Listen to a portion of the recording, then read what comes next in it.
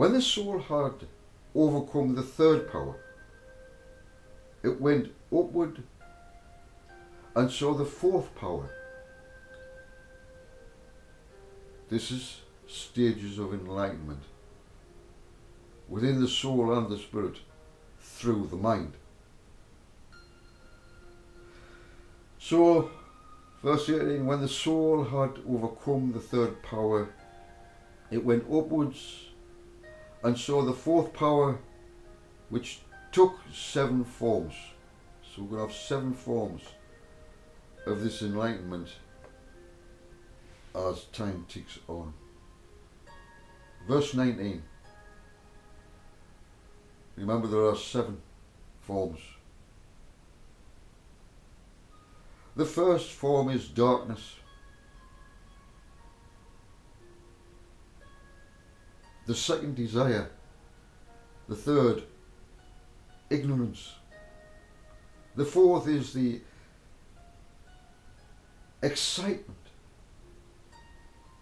of death.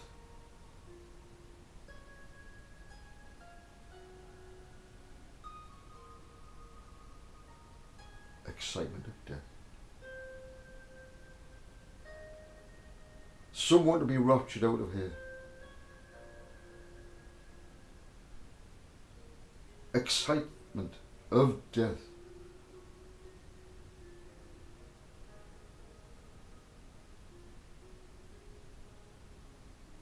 The rapture. Do you really want to be took out of here? Snatched. Your soul snatched away.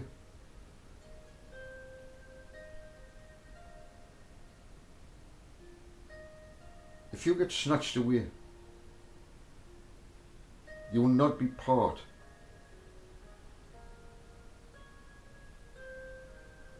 of the kingdom. New Jerusalem. Because New Jerusalem comes down out of heaven.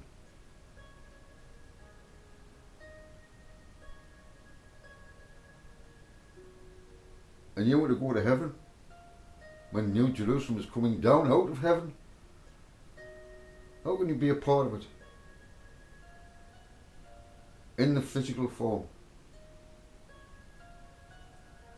Jesus comes back. He doesn't want to be raptured out of here. He has an assignment. And so has his wife. Both of them together. To bring in the kingdom of love.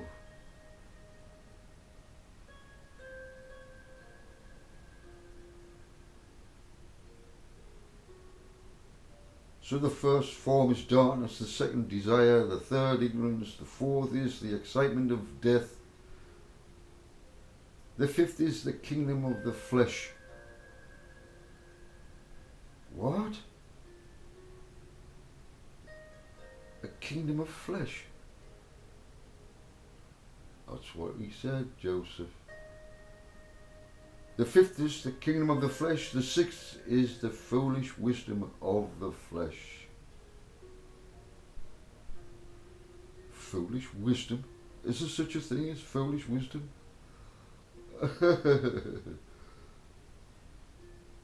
The seventh is the wrathful wisdom. Wrathful wisdom? Who's been wrathful and wise at the same time?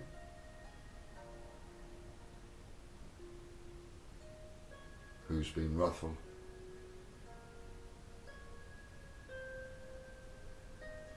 Who was given wisdom?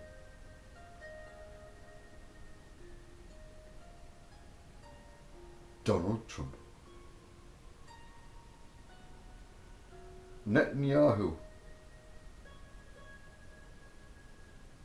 are full of wrathful wisdom. These are the 7 powers of wrath.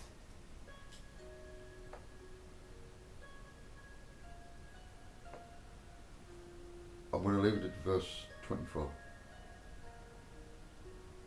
They asked the soul, Whence do you come, slayer of men? Or where are you going, conqueror of spears? There's so much to say here, Father.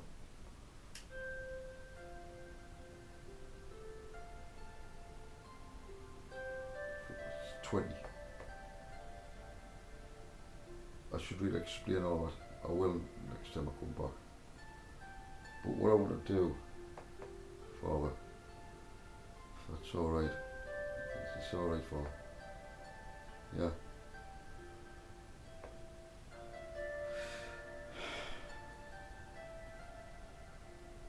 If we think of Adam dies, the first man. If we think of the second man, Adam, is it the same person that's come back, give up his tent and come back?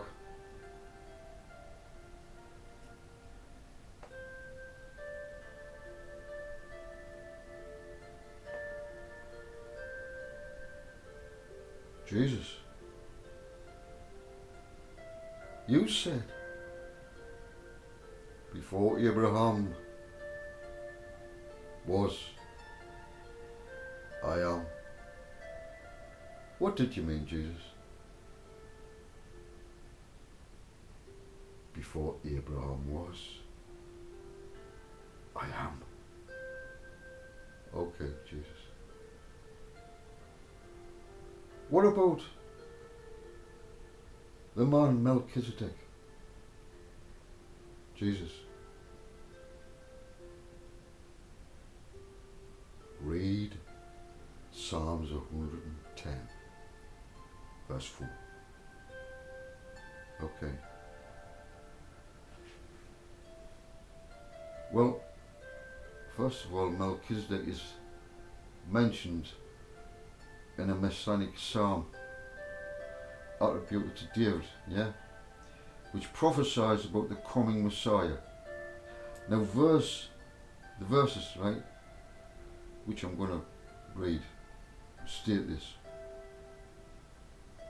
This is in Psalms, in the Hebrew text.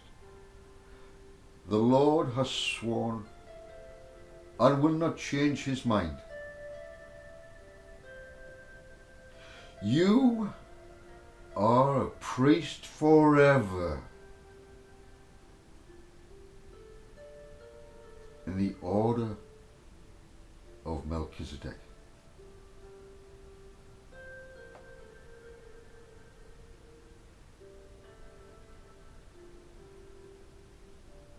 Now, if you think about this, this obviously is established like the eternal and unique priesthood that is not based on like a lineage. It cannot be like the Levitical priesthood, but rather it's on divine appointment.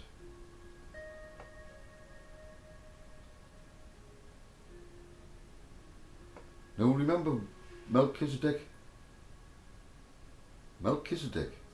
first appears in the narrative of Genesis. Remember in Genesis 14, where he is introduced as the king of Salem, the first city of peace. Salem, sweetheart. Where have you just been? Salem. Come on. That's no coincidence, sweetheart. Come on now. So the king of Salem, and of course he was a priest of God the Most High. Now after Abraham's victory, remember, over the kings, it was Melchizedek. Melchizedek brings out bread and wine and blesses Abraham. And this is what he says.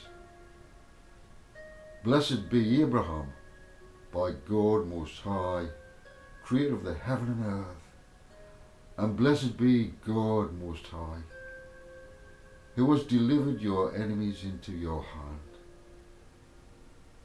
Now Abraham, he was called Abram at the time, responds by giving Melchizedek. Do you know what he gives him? Oh, we talk about Abraham, very high ranking. Well, he gives Melchizedek a tenth of everything. A tenth.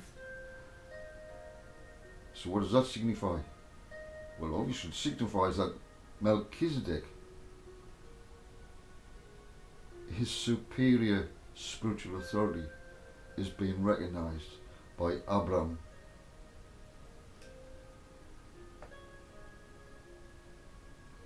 And this all ties in with Mary, because if you think of Adam, Melchizedek, Jesus, are they the same? Just born in different times, and the spirit, the original spirit, that was in Adam, receives a new body, as in the case of Melchizedek, receives a new body, as in the case of Jesus. You must decide. I can't.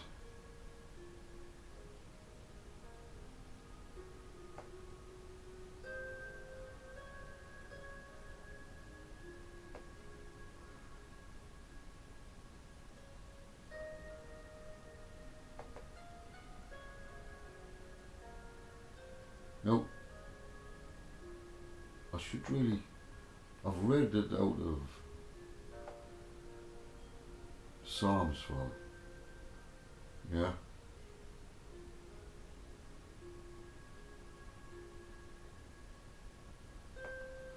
So we have here, like the New Testament of the Hebrews provides an extensive, if you think about Melchizedek, he's emphasizing his typological significance in relation to Jesus, if you get that. Now, Hebrews chapter 5 verse 6 actually is quoting what I've just read, Psalms 110 verse 4. So it affirms or clarifies Jesus as a priest in the order of Melchizedek, fulfilling the book of Psalms. Jesus actually fulfills it because he's the same person. Or is he? You must decide.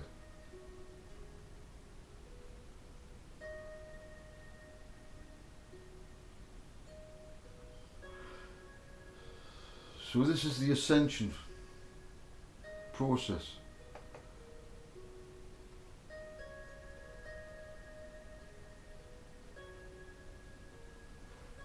Remember, Jesus came and he tried to set men free in the mind where they are prisoners. I'll read verse 21 and I'll leave it there. I should have read verse 22 and leave it at that. Both in your feelings. Okay. Verse 21. The soul answered and said, what binds me has been slain, and what turns me about has been overcome. So the soul is progressing, and what used to bind them in the mind, that made them slaves to sin and death. What binds me has been slain, and what turns me about has been overcome.